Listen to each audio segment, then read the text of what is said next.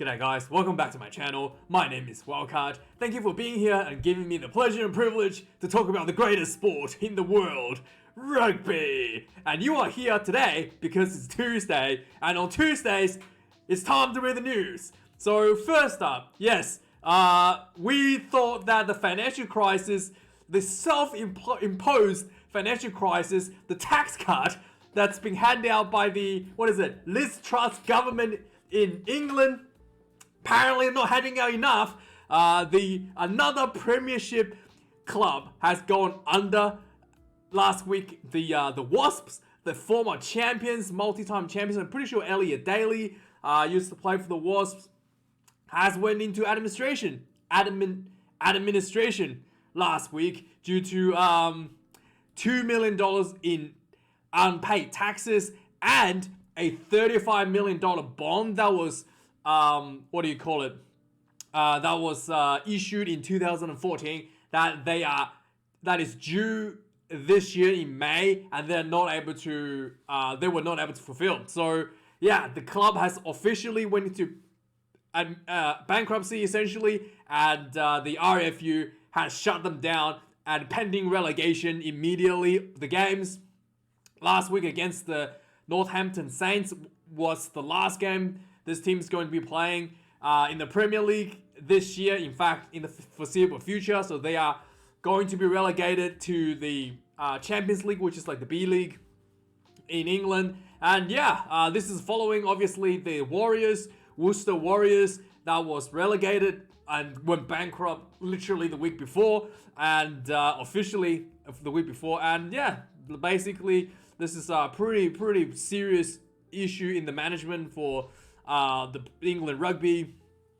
So another club has gone under, and the magnitude of Wasp is quite a big one actually. So obviously, with the Wasp going into bankruptcy, there was some speculations that the London Irish was going to step in and merge the clubs, and the London Irish just went, nope, hey, look, that's Rob Simmons.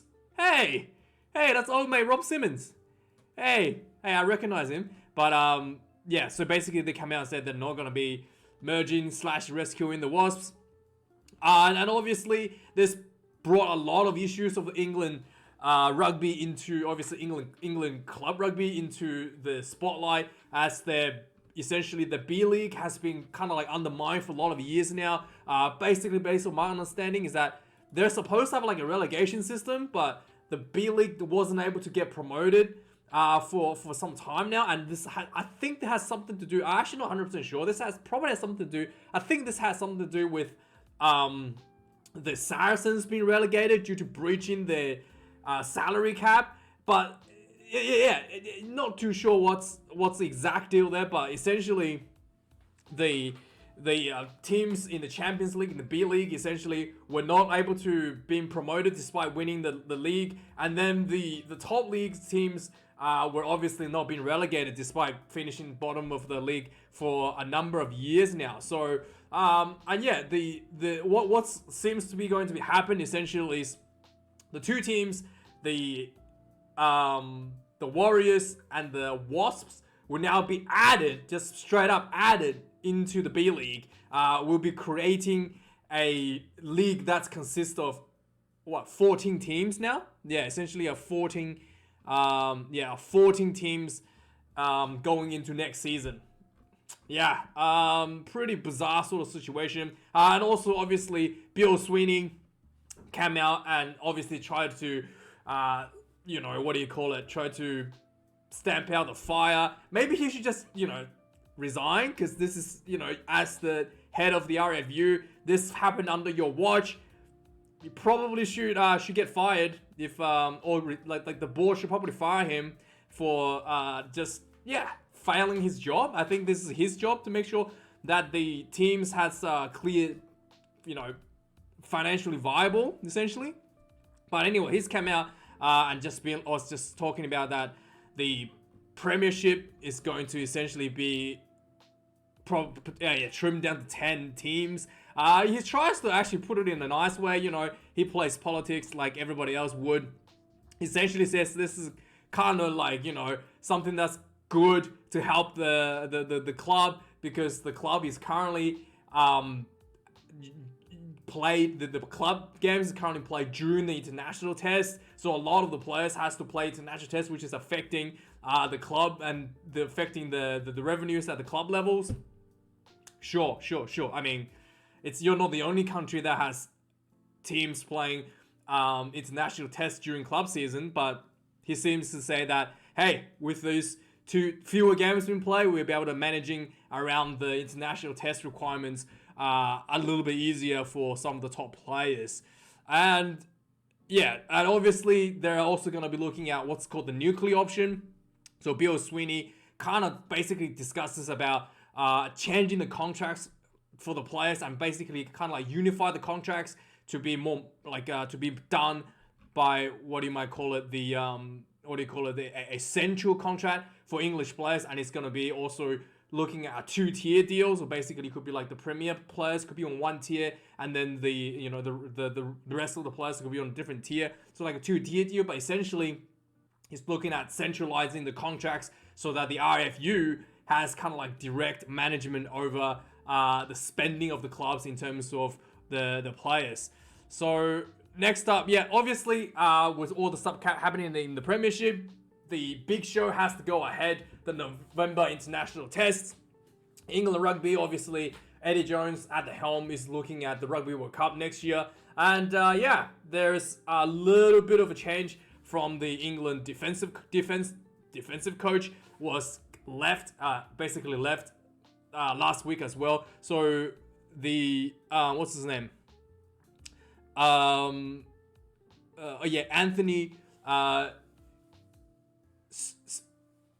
Seibold.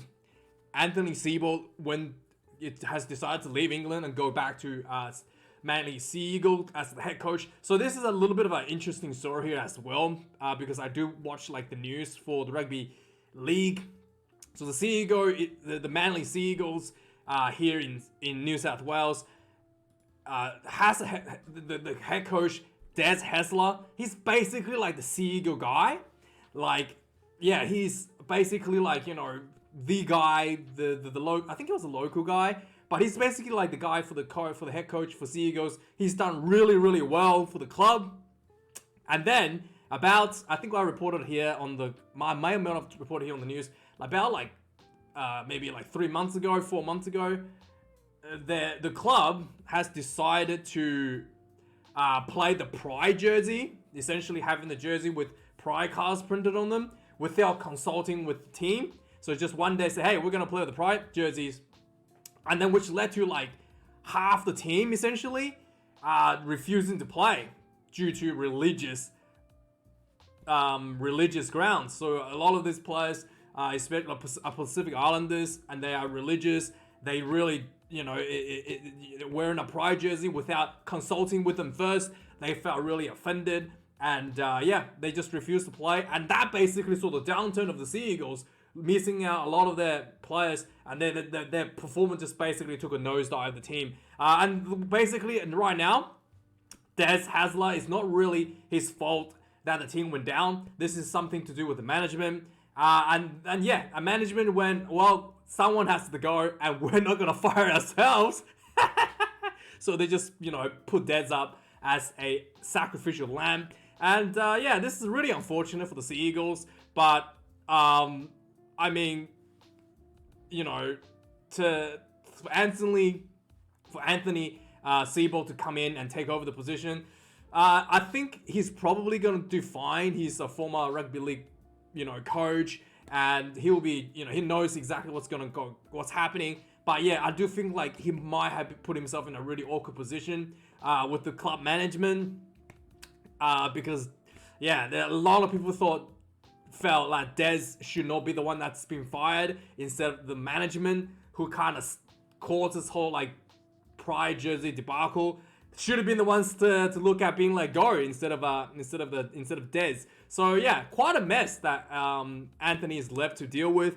But what's been done is done. So Anthony leaving the England's defense team, Eddie Jones has brought in another kind of like outsider into the game. So Eddie Jones has always liked to bring in, you know, different perspectives from people from different sports, essentially, getting rugby league coaches to come in. But he has really like taken a step over the line this time. He has brought in Danny Kerr, who's a former British hockey coach. Many consider him to be the most successful British coach ever in the history of the British. So he has been the British, the Great Britain hockey team for 17 years, and he's basically the most successful coach in the hockey team history.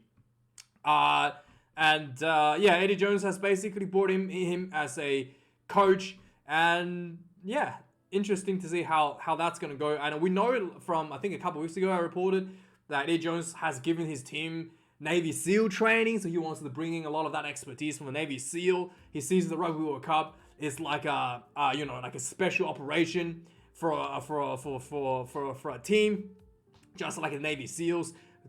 Executing special operations to take out Osama bin Laden, essentially. So maybe he sees something else that he wants, some other expertise that he wants to bring in from Danny Kerr. But whether that's gonna work or not, we shall wait and see. Only time will tell. So obviously, England has named their squad for the official squad. They had a training squad announced a couple weeks ago, but the official squad has been announced for the autumn internationals. A few big names has noticeably missed out. So let's look at the call-ups. So Caden Murley has been called up from Harlequins. Ollie Chisholm and Ben Loader. Hang on. Who else been called up? Has also been called returned to the camp. So Max Mellon, Rafi Kirk, Val Rapava Raskins, and Kylie Sinclair has returned to the team as well. So I thought Rafi Kirk should have been back. Max Mellons as well should be back in the team. And Kylie Sinclair had a bit of a niggling injury. He's back. He's ready to go in a big prop position to help out England. So some big returns for the England side. Obviously, the more interesting part is the players that misses out on the team. So the big name is Henry Slade, the outside centre for England, who's kind of like filled in due to injury for the Six Nations for England side. He's missed out. Elliot Daly has missed out. He hasn't been doing He hasn't been doing that well for England, I thought, in Six Nations anyway. And also Ben Earls missed out. For me, the most surprising one is Joey Merchant. I thought Joey Merchant was spectacular for England in the Six Nations. He did have a bit of a quiet performance against Australia, but still, I mean, that was a tough series for England to be away. And Eddie Jones dropped Joey Merchant. I thought Joey Merchant could be like one of the future prospects for England because he's so young and everything. But he's gone. Anthony Watson has, despite returning for the Tigers, has not been selected. Big surprise because he might get caught up later in a couple of weeks into the Test series due to injuries and whatnot. But Anthony Watson is definitely one of the biggest, one of the best wingers in the world. And also Joe Mala is left out. Joe Mala for me has not been that great either for England. Coming off the bench, really under-delivered for England quite a lot for in the Six Nations this year, so I'm not really surprised about that. Danny Kerr also misses out for England. I guess they just needed him to fill in for for Ben Youngs for the Australian tour, but he's also being left out.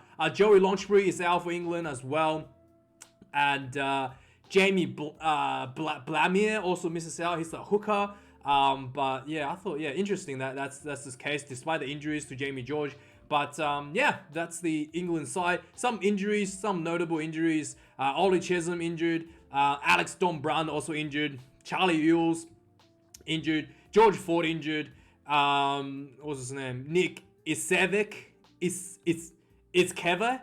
I don't know. But Nick is injured. He's only returned England for like recently as well. Harry Randall's injured. Will Stewart's injured. Sam Underhill, a big name, is injured. And that's kind of like the state of the game for England. Oh, a big return for England as well. What's his name? Mano Tui Langi has returned to the side following his injury recoveries. And on the other side, there's some bad news for Wales. Dan Biggar has suffered a knee injury that is pending further assessment following the game, last week's game actually. against the Wasps. Oh no, wait, was it against the Wasps? Yeah, against the Wasps. So he might be out for the entire November Test series. On the other hand, Courtney Lawes is kind of racing back from a concussion. But the good news here, the big news kind of here in this article is that Eddie Jones has expressed,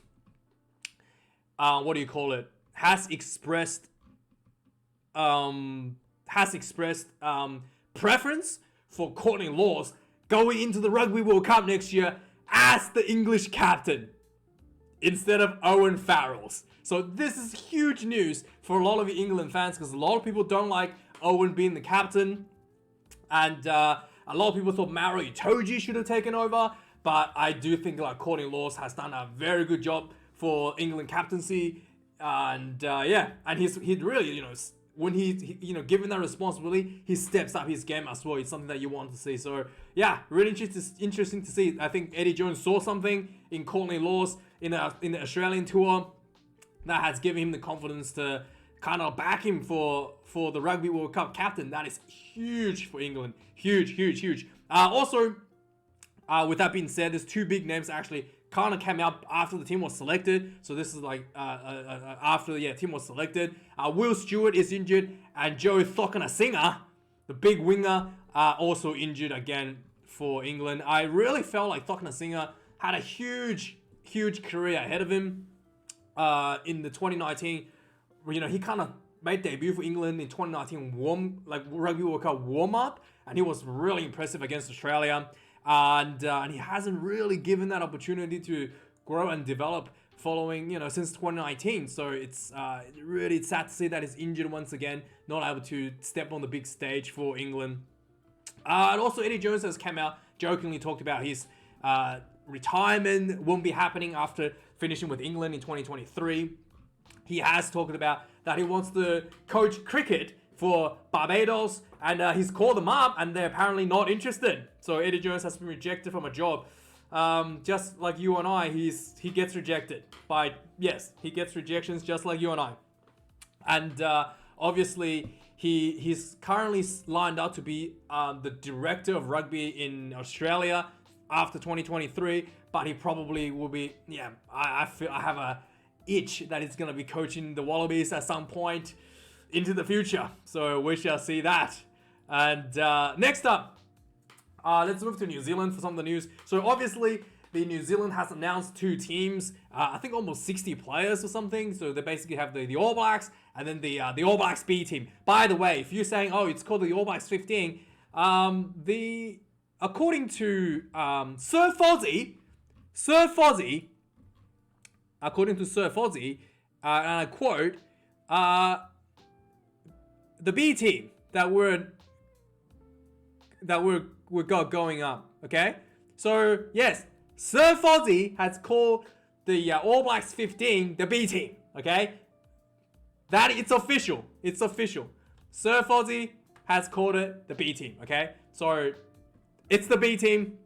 So obviously the All Blacks have selected a lot of players, and Pita Sowakula, one of the most outstanding players in Super Rugby, and also that outstanding performance coming off for the All Blacks against the Ireland series. He had one game that was really good, and then the second game the All Blacks lost. Wasn't really his fault, but one of the most promising players for the All Blacks. He's nowhere to be seen in both teams, and people were left asking from the breakdown, right? Oh, why isn't he selected? John Kerwin is confused.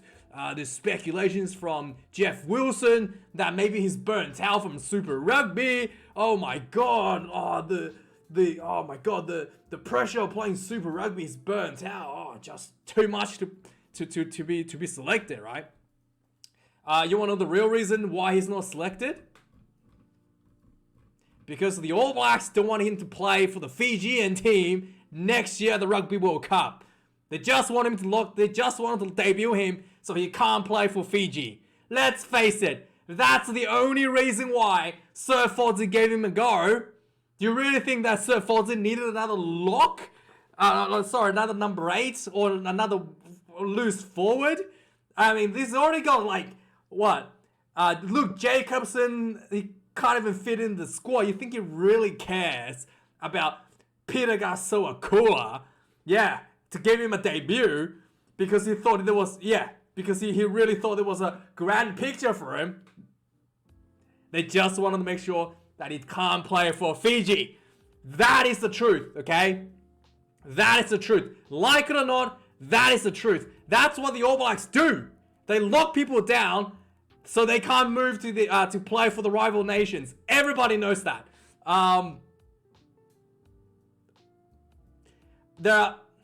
If you don't believe me, they've done the same for a lot of the premier players. So basically in Super Rugby, I'm just gonna go quick small tangent, right? In Super Rugby, they brought up the Fijian Endura and the Moana Pacifica team, especially for Moana Pacifica.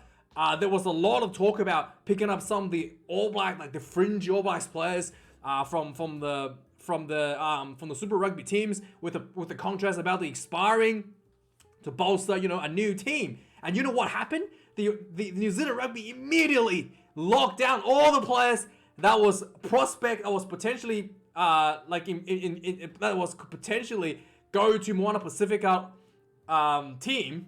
Immediately locked them down. So they can't play for Moana Pacifica. Yeah.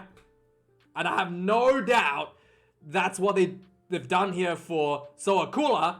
So he can't play for the Fijian national team next year at the Rugby World Cup against the All Blacks. But anyway, so obviously Sir Fozzie is, updating everyone on the team. Again, he talks about a lot of people want to see Roger Tuivasa-Sheck play, especially in that inside center position, as he's done so well for the Blues in the Super Rugby. And guess what? Fozzie is talking about him playing the 14 jersey. Yeah, like Will Jordan, it's apparently not good enough. I mean, they're going to put Tuivasa-Sheck at 14, despite the fact that you have a lot of injury issues at center positions already. But yeah.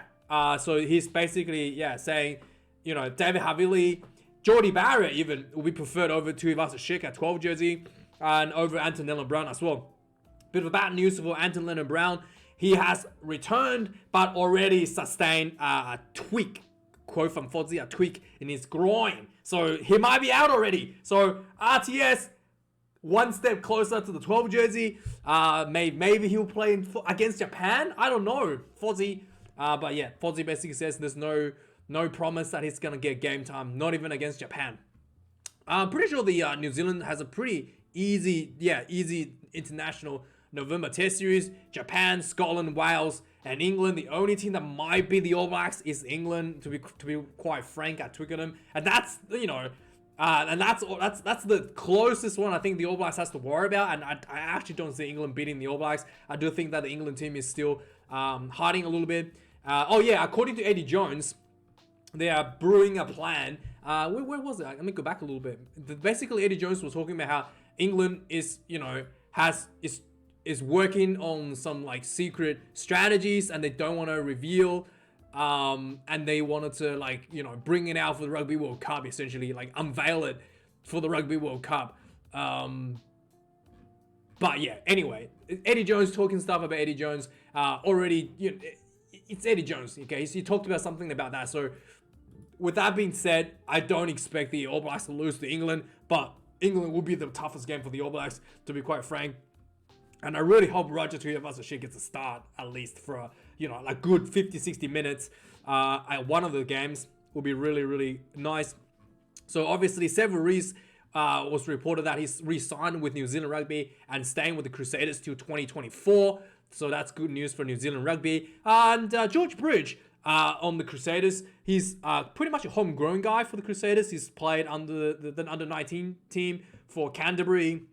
He's heading overseas to Montpellier. So yeah, George Bridge is gone. So a bit of a news for the Wallabies. Michael Hooper, the captain, has returned to the team following his break with mental health issues, and he's returned to travel with the Wallabies. So yeah, really good to see him back. Excited to see how he goes. It's and also there was some talks about whether or not he's going to get a captaincy. Dave Rennie is kind of like obviously assessing the situation at the moment. He doesn't want to just put too much pressure back on Hooper and make him feel like he wants to go back home again. So he's just kind of still talking about potentially having Jem Slipper retaining the captaincy and have Hooper kind of just focus on his game and play well as the captain. So I do think that taking the captaincy off Hooper is much better for him as well. He does look like he's under tremendous amount of pressure every time he's out there with the captaincy on his back. So that's good news for the Wallabies. The French team has also named a huge squad to play, I believe, against the Wallabies at some point. So they're going to be hosting the Wallabies straight up, and then the Springboks, and then Japan. But yeah, this is a big squad they've come up, including, a bunch of new players that's coming up.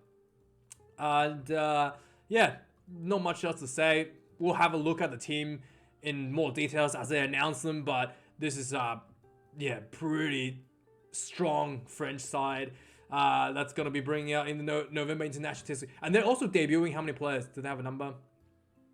A bunch of players. Yeah, a huge list of players that's going to potentially be debuting as well. So the French team has a huge depth that they're building on top of the existing, incredible squad that they're going to be packing down against the Southerners. So Ireland has a few games coming up in November, including against the Springboks, but it's not looking good for the Irish. They have a few injuries currently looking in the team at the moment. So they have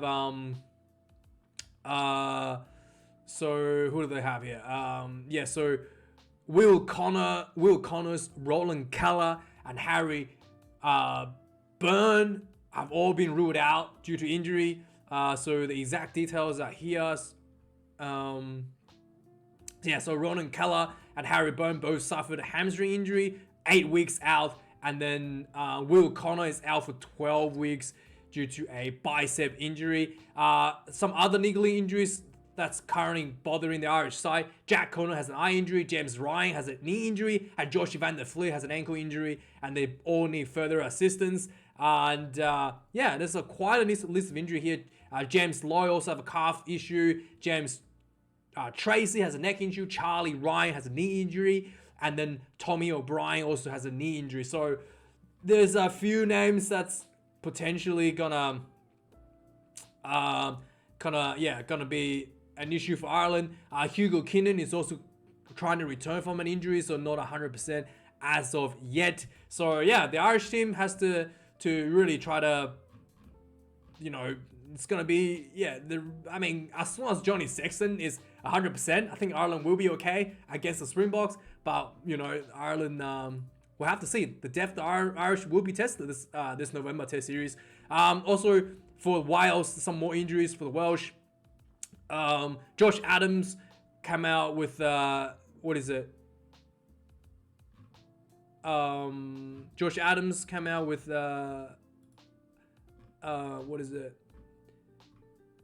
injury. What was it?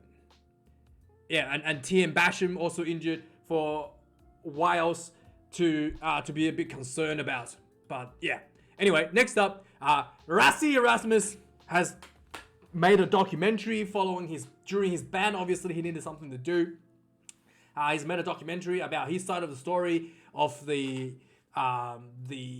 ban Rugby will the ban from rugby that he's suffered for criticizing the referee Nick Barry's performance in the first Lions test in 2020. 2021 is it? Yeah, 2021 Lions tour. So he's also criticized the referee and making a video about it. So he's come out and made a documentary to talk about his side of the story. So yeah, this will be something interesting that will be interesting to see. And Rassie Erasmus definitely knows how to make money. Finally, the last bit of news: Japan 15 has beaten Australia B team, the Wallaby B team. 52 points to 48. So basically, the game, Japan was leading already at halftime, and then Japan extended the lead, and then for the Wallabies, the B team, the Wallaby B team, to try to catch up, but eventually it was just not enough, and Japan was able to hold on, and 52 points to 48. I don't know what to say. Anyway, let me know your thoughts on any of the news today. Thanks for watching, guys. Like, comment, and subscribe. Especially, let me know your thoughts about the snub of what is it? Pita's Sowakula.